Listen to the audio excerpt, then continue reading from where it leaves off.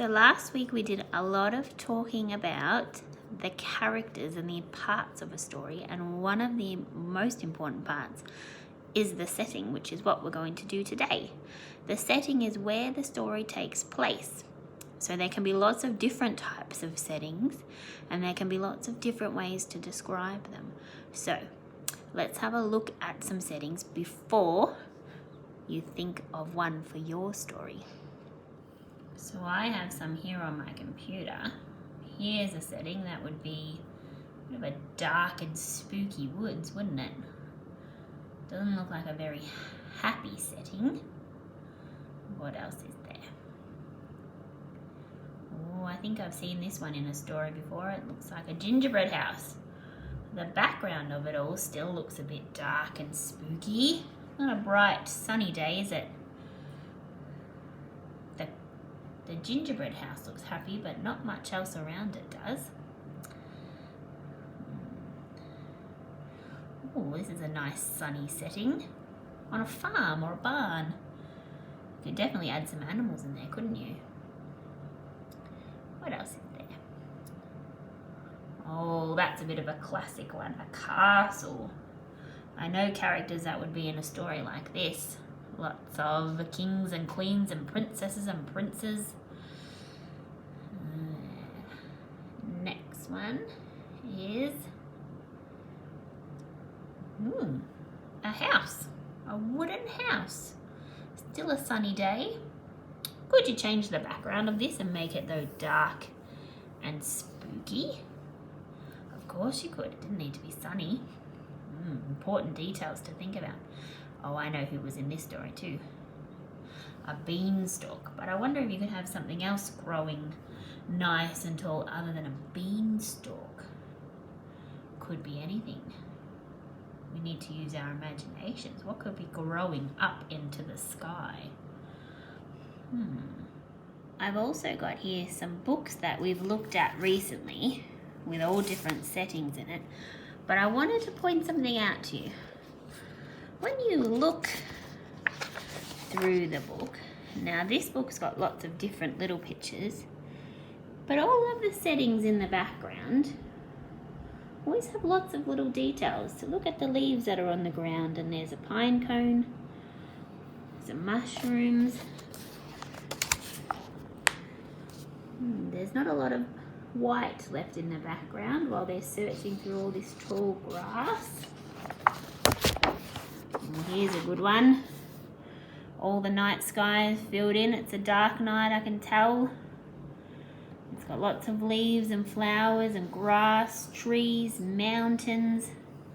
So many different things in the background. Look at the background of this one, the setting. Look at all the detail in the grass. It's got rocks, trees, mountains again, a nice blue sky. All of the pages in this book show lots of detail in their settings. What's happening in the background. Got all this one. We wouldn't know he was someone who liked to look around in the dumps and the garbage, would he, if we didn't have all this here? There's not a lot of white in these books. And lucky last, my storybook stars, the background in this one. You can see a castle, there's houses, some pictures. You might be clever and put some hidden backgrounds in your one too. So there's always lots of different things in the settings that give you clues, and it's important because it gives you lots of details too. So you have to think about not only the characters but the setting. So your job is to draw a picture of a setting today. Now this is my setting, and I chose to do it on just a blank bit of paper because I didn't want the lines in my book, and I'm going to glue it in. Now, besides from the clouds, can you see much white in the background of my picture, or have I included lots of colour? Imagine if I had just drawn a picture of this house. It'd be very boring. So when you draw your setting today, I want you to think about the whole background. And I've included in my setting, there's a pink lemonade fountain and river that goes down. There's lollipops, and then the decorations on the house. It's important to think about the details.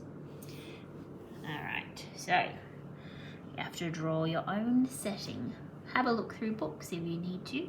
I showed you some already, but have a think about what setting, and this is the important part, what setting is going to suit the character you made in your character bag. So I made my witch, and my witch is going to have something to do with this. But think about the character you made last week and the character bag, and a setting that's going to go with that character. Happy drawing.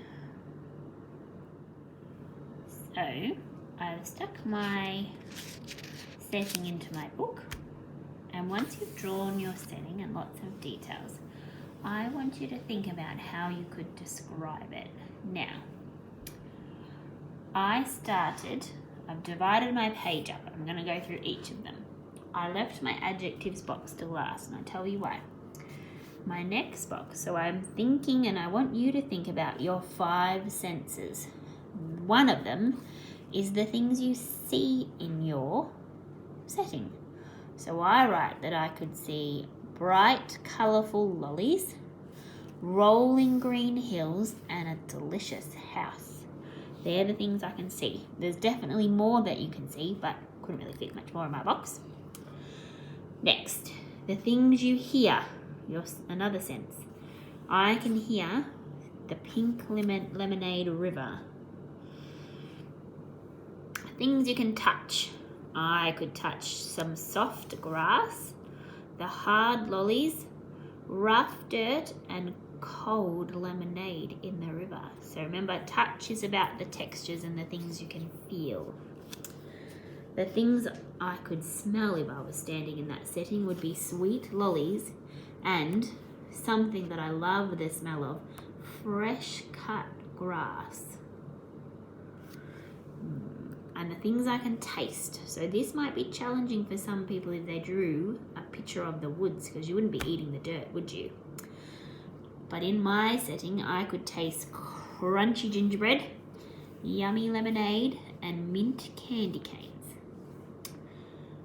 So, 5 senses. Think about describing your setting using the things that you can see, hear, touch, smell, and taste. This one's the trickiest, I think.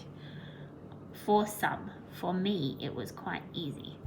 Now, the reason I left my adjectives box till last was only because when I had a look through, I already had heaps of adjectives that I used all the way through.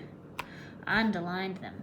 So then I thought, I might write some adjectives on what I would feel if I saw this.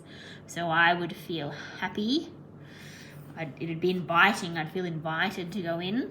It would be very tempting, and it would be very exciting. Okay, so today's job, number 1, draw your setting. Job number 2, use your 5 senses and some adjectives to describe your setting. And that's going to help with our writing for tomorrow. Okay, happy drawing and happy writing.